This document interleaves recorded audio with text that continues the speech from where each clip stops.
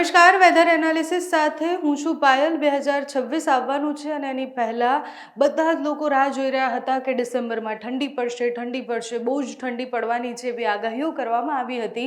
એ બધાની વચ્ચે 2025ના હવે 2 દિવસ બાકી છે અને આ 2 દિવસ વરસાદની આગાહી, માવઠાની આગાહી કરવામાં આવી છે। સતત વેસ્ટર્ન ડિસ્ટર્બન્સ જે પાકિસ્તાન, રાજસ્થાન તરફથી ઉપરના પ્રદેશો જે છે ત્યાંથી પસાર થઈ રહ્યા છે, જેના કારણે ગુજરાતમાં માવઠું પડી શકે તેવી સંભાવના છે। કયા વિસ્તારોમાં માવઠું પડશે, કયા વિસ્તારોમાં ખેડૂતોએ સાવચેત રહેવાનું છે એની વાત કરીએ। આજે 30 તારીખ છે અને 30 તારીખે તમે જુઓ કે અહીંયા જે રીતના હવામાન વિભાગ અને હવામાન નિષ્ણાંત આગાહી કરી રહ્યા છે એ પ્રમાણે વેસ્ટર્ન ડિસ્ટર્બન્સ જે છે એ અહીંયાથી પસાર થઈ રહ્યું છે।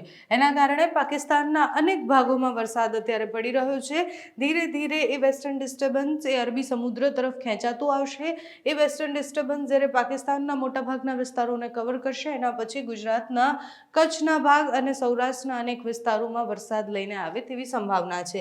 આજ વહેલી સવારથી જ વાદળછાયું વાતાવરણ દેખાતું હશે। વેસ્ટર્ન ડિસ્ટર્બન્સ પસાર થાય એટલે વાદળો ખૂબ ઘેરાતા હોય છે અને અસર ગુજરાતમાં પણ જોવા મળી છે। વહેલી સવારથી તમે જોયું હશે કે વાદળો ઘેરાઈ રહ્યા છે બહુ જ બધા વિસ્તારોમાં। એટલે તમે જુઓ કે અહીંયા કરાચી સુધી 30 તારીખની રાત સુધીમાં એ વેસ્ટર્ન ડિસ્ટર્બન્સની અસરની વરસાદની અસર દેખાઈ રહી છે।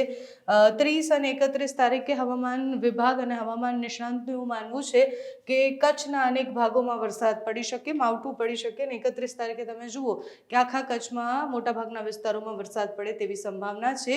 ઓખા, દ્વારકા અને આ જે દરિયાકાંઠાનો વિસ્તાર છે ત્યાં પણ વરસાદ પડે 31 તારીખે એવી સંભાવના છે। એટલે વર્ષનો છેલ્લો દિવસ એ માવઠા સાથે આવવાનો છે। 31 તારીખે કચ્છ સિવાય દરિયાકાંઠા, જામનગર, દ્વારકા અને આ બાજુ વેરાવળ સુધી એની અસર તમને દેખાતી હશે। એટલે ત્યાં પણ છૂટો છવાયો મધ્યમ વરસાદ પડવાની સંભાવનાઓ છે।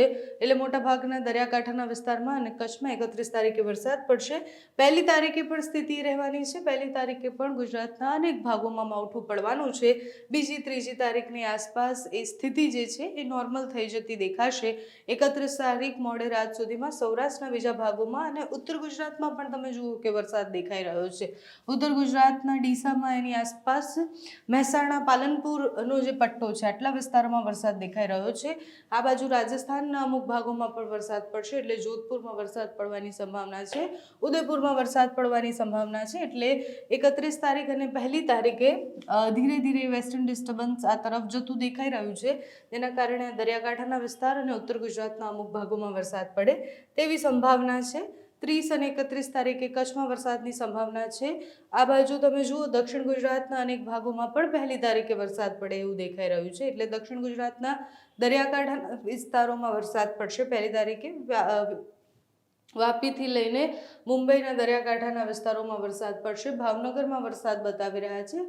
સુરતમાં છૂટો છવાયો વરસાદ પડે એવી સંભાવના છે। આ બાજુ દાહોદમાં પણ ક્યાંક અમુક ગામડાઓમાં વરસાદ પડે એવી સંભાવના છે।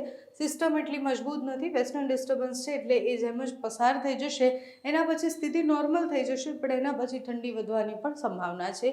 2જી, 3જી તારીખની આસપાસ ક્યાંય તમને વરસાદ નહીં દેખાતો હોય એટલે 1લી તારીખ સુધી એ છૂટા છવાયા ઝાપટા અને માવઠું પડવાનું છે। એના પછી સ્થિતિ નોર્મલ થઈ જશે। એના પછી જાન્યુઆરીમાં ભારે ઠંડી પડે એવી આગાહી કરવામાં આવી છે। ડિસેમ્બરમાં પણ ખૂબ વધારે ઠંડીની આગાહી વચ્ચે થોડો સમય ઠંડી પડી, થોડો સમય પાછું નોર્મલ ટેમ્પરેચર રહ્યું એટલે વરસાદ જશે। એના પછી ભેજવાળું વાતાવરણ હશે, પવન ભારે ફૂંકાય એવી સંભાવનાઓ છે। એટલે અત્યારે માવઠું એ 31 1લી તારીખ સુધી, 30 અને 31 ને 1લી 30 તારીખે ગુજરાતને એટલી વધારે અસર નહીં કરે। કચ્છના અમુક ભાગોમાં રાત સુધીમાં વરસાદ આજે પડી શકે છે। બાકી 31 અને 1લી તારીખે ગુજરાતના અનેક વિસ્તારો જે વિંડીમાં બતાવે છે, એના સિવાય પરેશભાઈ ગોસ્વામી, અંબાલાલ પટેલ આ બધાએ આગાહી કરી છે એ પ્રમાણે સૌરાષ્ટ્રના અનેક ભાગોમાં માવઠું આવવાનું છે।